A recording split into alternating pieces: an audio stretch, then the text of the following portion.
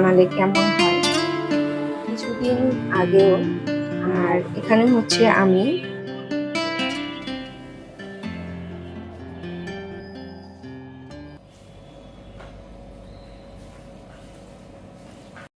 আসসালামু আলাইকুম and hello everyone, welcome to Eva's lifestyle.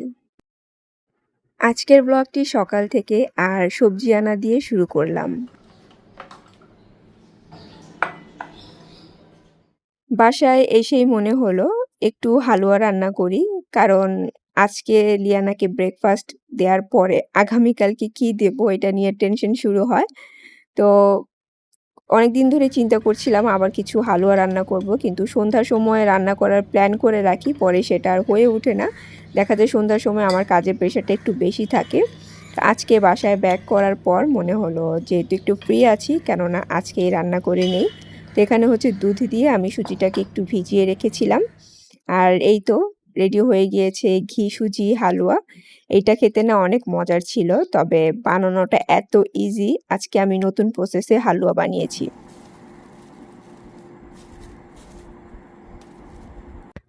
আচ্ছা, ঘি সুজি দেখে আমার মনে পড়ল সেদিন রূপালী আপু বলছিলেন যে পরিমাণ মানে মাখন দিয়ে হালুয়াতে ঘি ইউজ করা হয়েছে, এত পরিমাণ ঘি দেখে নাকি আপু আর রেসিপি ট্রাই করেননি। মানে আসলেই অরিজিনাল যে রেসিপিটা ছিল সেটাতে অনেক পরিমাণ ঘি ইউজ করেছেন। তো আমি কিন্তু বেশি একটা ইউজ করিনি, মাত্র ২ চামচে মাখন দিয়ে হালুয়া বানিয়েছি, আর তাতেই কিন্তু টেস্ট অনেক সুন্দর এসেছে। সো রূপালী আপু, আপনিও আমার মতো এরকম ২ চামচ দিয়ে বানিয়ে ট্রাই করে দেখতে পারেন। তো যাই হোক, কিছু পাট শাক এনেছিলাম। ইদানিং হচ্ছে আমার কোনো শাকই খাওয়া হচ্ছে না। মানে জানি না কেন, একটা সময় ছিল যে ২-১ দিন পর পরই শাক আনতাম, কিন্তু এখন আর তেমন খেতে ইচ্ছে করে না। তো আজকে আবার পাট শাক দেখে মনে হলো যে অনেকদিন খাওয়া হয় না, কেন না একটু পাট শাক কিনে নিয়ে যাই। তো এই শাকটা খেতে ভালো লাগে, কিন্তু ক্লিন করা যে কষ্ট কি আর বলবো। তো সেদিন লাল শাকও খেতে ইচ্ছে করেছিল। তো জিজ্ঞেস করেছিলাম লাল শাক কত করে? আমি হচ্ছে যেকোনো সবজি কেনার আগে দামটা জিজ্ঞেস করি। মানে এটা কিন্তু অনেকে করে না। বিশেষ করে আরেম গেল সবজি নিয়ে আসলো। মানে দাম হচ্ছে পরে জিজ্ঞেস করে, আগে কিনে। কিন্তু আমি কেনার আগে জিজ্ঞেস করি। তো ৳৩০ আঁটি বলেছে। একটা আঁটির শাকের দাম ৳৩০। মানে ২ টা আনতে গেলে ৳৬০। এটা শুনে আমি বললাম যে, "থাক, আমি আর লাল শাক খাবো না।" আগে যেখানে ৳২০-৳২৫ হাইয়েস্ট ৳৩০ দিয়ে ২ আঁটি শাক পাওয়া যেত, এখন নাকি ১ আঁটি শাকের দামই ৳৩০। তা আমি আর কিনিনি। আচ্ছা, এখানে হচ্ছে আমি কিছু মানে কি বলে সেটাকে চিকেন বয়েল করে রেখে দিলাম। এটা পরে একটু সটেড করব। আর এভাবে বয়েল করে আপনারাও হচ্ছে ফ্রিজে রেখে দিতে পারেন। দেখা যায় যে বিভিন্ন স্ন্যাকস বানাতে কিন্তু কাজে দেয়।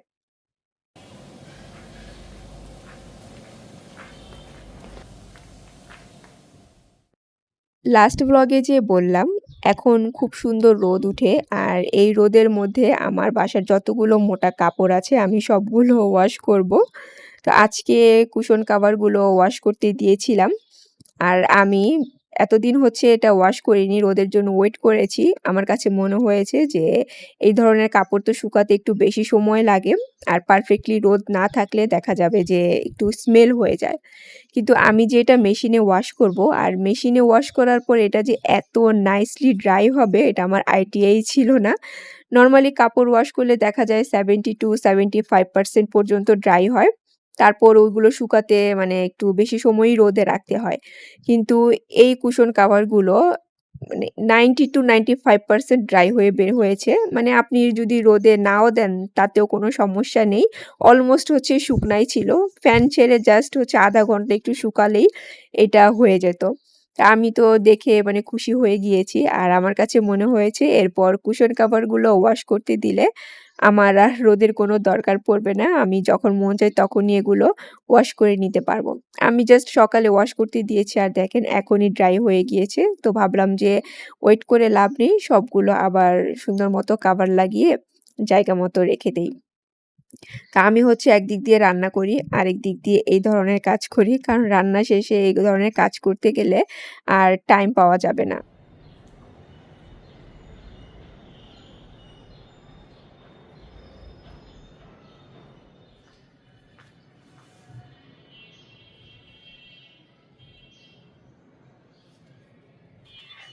আজকে ফার্স্ট টাইম এয়ার ফ্রায়ারে আমি সাসলিক করছি।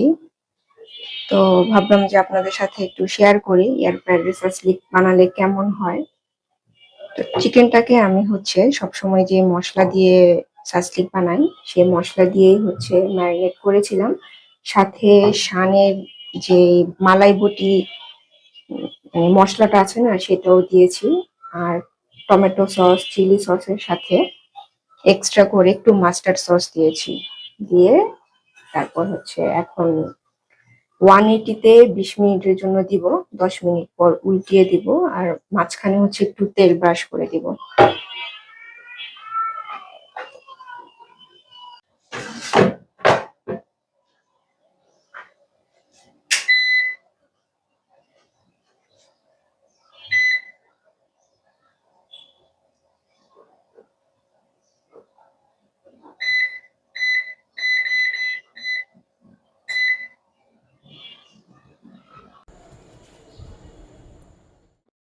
সাসলিক কিন্তু রেডি হয়ে গিয়েছে। আর এটা হতে আমার 20 মিনিটস লাগেনি। 15 থেকে 16 মিনিটের মধ্যেই হয়ে গিয়েছে। তবে ক্যাপসিকাম আর পেঁয়াজ যেটা ছিল সেটা আমি এত ছোট করে কেটেছি যার কারণে না একটু ওভার কুক হয়ে গিয়েছে। আপনারা যেটা করবেন এয়ার ফ্রায়ারে সাসলিক করলে ক্যাপসিকাম আর পেঁয়াজের পরিমাণটা একটু মোটা করে দিবেন। এতে করে চিকেনের সাথে পারফেক্টলি কুক হবে। ছোট থাকলে দেখা যায় যে চিকেন হতে আপনার এগুলো একটু বেশি ওভার কুক হয়ে যায়। তো যাই হোক, মানে চিকেন টাইপের জিনিস, তারপর ফিশ টাইপের অনেক জিনিসই এয়ার ফ্রায়ারে কিন্তু বেশ পারফেক্টলি কুক হয়। আর বিশেষ করে একদমই তেল ছাড়া রান্না, এটার জন্য বেশি ভালো লাগে। কিছুদিন আগেও আমার এই বক্স ভরা ঘড়ি ছিল, কিন্তু জাস্ট কয়েক মাসের ব্যবধানে সবগুলো ঘড়ি একসাথে নষ্ট হয়ে গিয়েছে। তো আমি এই ঘড়িটা কিনতে গিয়েছিলাম, আর এটা কেনার সময় যত উল্টোপাল্টা জিনিস যে কিনে নিয়ে আসলাম। তো এই ঘড়িটা যে সব থেকে কিনেছি, তো ওই ভাইয়াটা না এমন একটা আমাকে কথা বললো, যেটা শোনার পর মনে হলো যে আরে এই কাজ তো আমিও করতে পারি। তা আমি যেটা করলাম সেটা আমার যে এই পছন্দের ঘড়িগুলো আছে সেগুলোর ব্যাটারি চেঞ্জ করে নিয়ে আসলাম। তো দেখলাম যে ব্যাটারি চেঞ্জ করাতে সবগুলো আবার পারফেক্ট আগের মতো হয়ে গিয়েছে। তো ভাবলাম যে বেশ কিছু ঘড়ি আবার হলো, তো এখন সবগুলো অর্গানাইজ করে রাখি। কিছু কিছু জিনিস আমার এরকম কালেক্ট করতে অনেক ভালো লাগে। তার মধ্যে চুড়িও আছে, যদিও এখন তেমন একটা চুড়ি আমার কেনা হয় না, বাট একটা সময় ছিল যে প্রচুর কিনতাম। আর এই ঘড়িটা আমার সবচেয়ে ফেভারিট একটা ঘড়ি। এইটা যখন লাস্ট মানে নষ্ট হলো তখন আমার খুব মন খারাপ হয়েছিল। পরে এখন ব্যাটারি চেঞ্জ করে আবার নিয়ে আসলাম। এখন বললো যে আরো নাকি 1 থেকে 1.5 বছর পর্যন্ত ইউজ করা যাবে। তো দেখি কতদিন ইউজ করা যায়।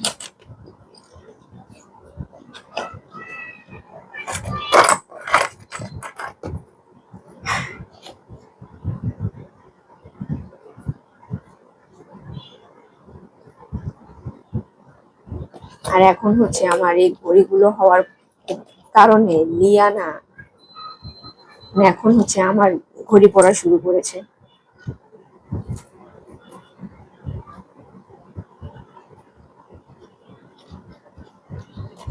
এই যে আমার ঘড়িগুলো সব সেট করা হয়ে গিয়েছে। তো এটা আর এটা ব্যাটারি নেই, তারপরও আমি রেখে দিলাম কারণ কম্পার্টমেন্ট গুলো খালি থাকবে এটার জন্য।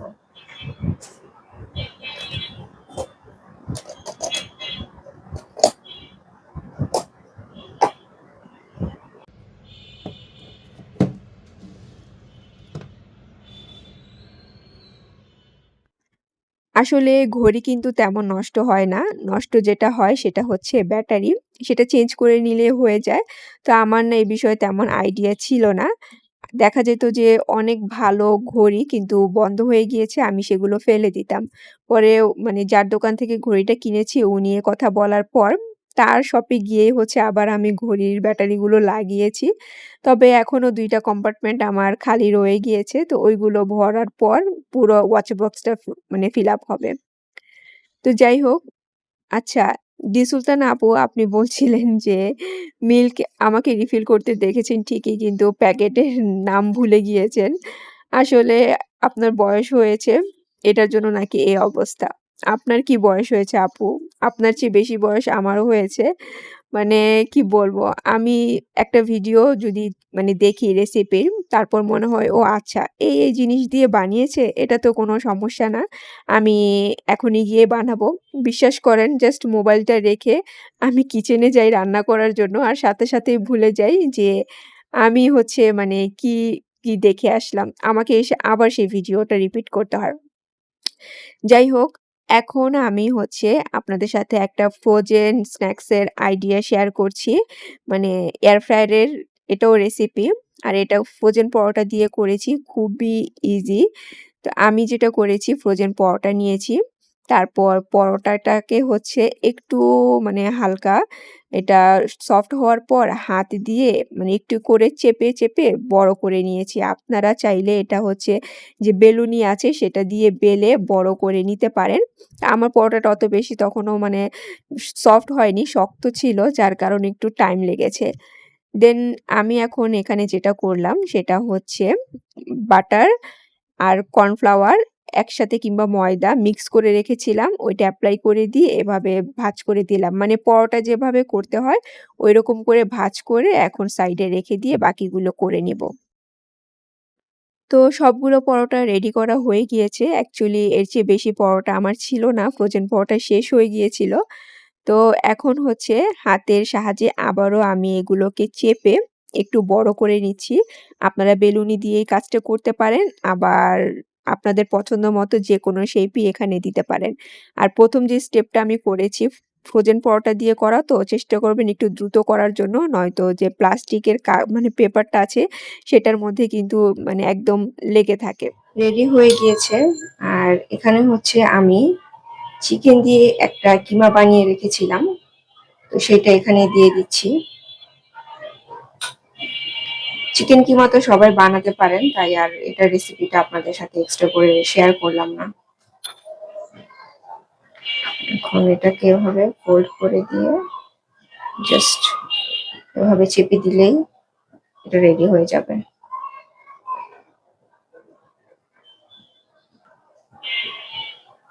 তো এই যে এভাবে করে হচ্ছে আপনারা বানিয়ে ফ্রোজেন করতে পারবেন।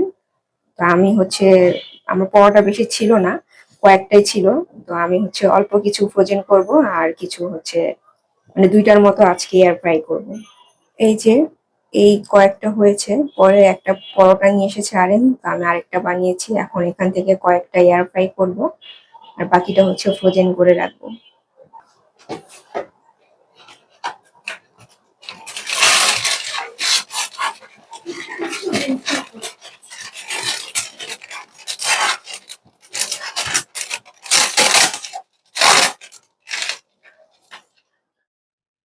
আচ্ছা, এয়ার ফ্রায়ার দেখে মনে পড়ল যে সেদিন অদেখা ভুবন আইডি থেকে আপু বলছিলেন যে লইট্টা মাছ লেগে যাওয়ার কারণে যে মোল্ড ইউজ করতে তখন নাকি আর লাগবে না। থ্যাংক ইউ আপু। আমি চেষ্টা করব এরপর বাইরে গেলে মোল্ড কেনার জন্য। তবে আমার কাছে যেটা মনে হয়েছে লইট্টা ফ্রাই যেহেতু একটু ব্যাটারে হচ্ছে আপনার ডুবিয়ে তারপর ফ্রাই করতে হয় যার কারণে হয়তোবা লেগে গিয়েছে। নয়তো অন্য সময় কিন্তু আমি এয়ার ফ্রায়ারে মাছ ফ্রাই করি। যেমন তেলাপিয়া ফিশ হোক, রুই ফিশ হোক তখন কিন্তু আর লেগে যায় না। কিন্তু সেদিনের লইট্টা ফ্রাইটা হচ্ছে মানে করতে গিয়ে এই অবস্থাটা হয়েছিল। তো থ্যাংক ইউ। আমি এরপর গেলে একটা এনে দেখব। আর এখানে হচ্ছে আমি ডিম ব্রাশ করে তারপর এখন এটাকে বেক করে নিব। এই যে রেডি হয়ে গিয়েছে আমার ফ্রোজেন পরোটা দিয়ে চিকেন পাফ প্যাটিস। আর দেখেন কতটা ফুলেছে আর কালারটাও কিন্তু সুন্দর এসেছে। এগ ব্রাশ করার কারণে কালারটা কিন্তু পারফেক্ট এসেছে। আজকে এই চিকেন পাফ প্যাটিসের কালার দেখে আমি তো পুরোই খুশি হয়ে গিয়েছি। অন্য সময় কিন্তু সমুচা, স্প্রিং রোল যেটাই করি না কেন এয়ার ফ্রায়ারে এরকম সুন্দর কালার আসে না। তো আমি ডিম ব্রাশ করেও দেখেছি সমুচাতে কিন্তু সুন্দর কালার আসে না। তো আমি ভেবেছিলাম হয়তোবা হালকা কোনো একটা কালার আসবে কিংবা নাও আসতে পারে কিন্তু এত সুন্দর কালার হয়েছে আপনারা দেখেই বুঝতে পারছেন। আর এত ক্রিসপি তো ভেঙে দেখানোর চেষ্টা করছিলাম আপনাদেরকে কিন্তু গরমের কারণে ধরতে পারছিলাম না। আর এটার চিকেনের পুরটা মানে এত টেস্টি ছিল। আমি ফার্স্ট টাইম হচ্ছে এভাবে চিকেনের পুর করেছিলাম। আর এই পাফ প্যাটিসটা খাওয়ার পর আমার কাছে মনে হয়েছে যে আমি কোনো লাইভ বেকারি কিংবা দোকান থেকে কিনে নিয়ে এসেছি, আমি বানিয়েছি এটা মনেই হচ্ছিল না। আচ্ছা, এয়ার ফ্রায়ারে আমি কিন্তু 180 তে এটা ১০ মিনিটের জন্য ফ্রাই করেছিলাম। আর ১০ মিনিটের মধ্যেই এটা একদম পারফেক্টলি কুক। আপনারা হচ্ছে বাসায় ট্রাই করে দেখবেন। আর ফ্রোজেন পরোটা দিয়ে যেকোনো স্ন্যাকস বানানোই খুবই ইজি। জাস্ট রেডি করে রাখবেন যেকোনোভাবেই। পরে হচ্ছে এয়ার ফ্রায়ারেও দিতে পারেন কিংবা ওভেনেও দিতে পারেন। এটা কিন্তু ওভেনেও দিয়ে বানালে পারফেক্ট সুন্দর কালার আসে। তো টুকিটাকি কাজ করি আর আপনাদের কাছ থেকে বিদায় নিয়ে নিই। So take care and always love yourself. আল্লাহ হাফেজ।